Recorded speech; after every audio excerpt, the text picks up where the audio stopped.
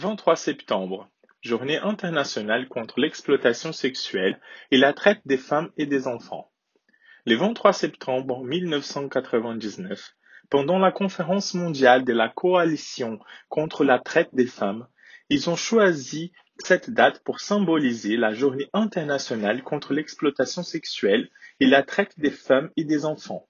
Aussi inspiré par le fait que dans ces mêmes jours et mois de l'année 1913, la loi Palais a été promulguée en Argentine, dans l'objectif de punir la promotion et la facilitation de la prostitution et corruption des enfants. La loi Palais a influencé divers pays à créer ses propres normes de protection.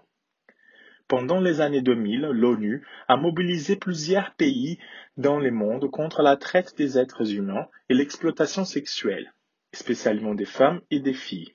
Le protocole additionnel qui réglemente ces combats a été créé à la Convention des Nations Unies contre les crimes organisés transnationaux relative à la prévention, répression et punition de la traite des êtres humains. Au Brésil, la loi internationale a été incorporée au système juridique national en 2004. Cette même loi a motivé la création des autres règlements pour la prévention et protection.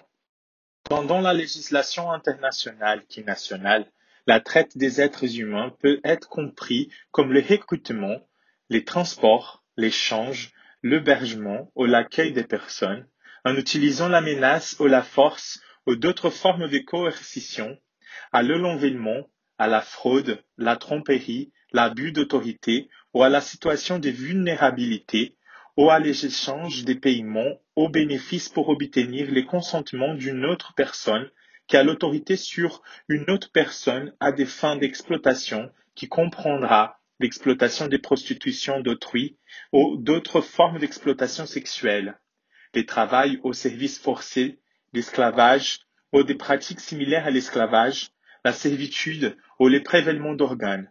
La loi nationale souligne que le consentement donné par la victime est sans rapport avec la configuration de la traite des êtres humains.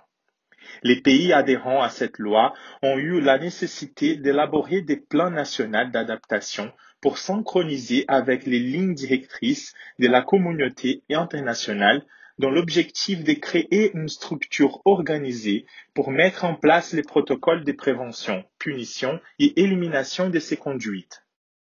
En 2016, le code pénal brésilien prévoit une augmentation de la peine si les crimes de traite, exploitation et abus sexuels sont commis contre des enfants, adolescents, les personnes âgées ou handicapées. La mobilisation et les lois contre la traite des êtres humains et contre l'exploitation sexuelle des femmes et des enfants sont récentes, mais cela n'empêche pas les collectes de données grâce à la coopération internationale qui se renforce au fil des ans. Dans les rapports de la UNODC, en 2019, nous étions 26 pays avec des institutions de collecte et diffusion des données sur la traite des êtres humains. En 2018, ce nombre est passé à 65 pays.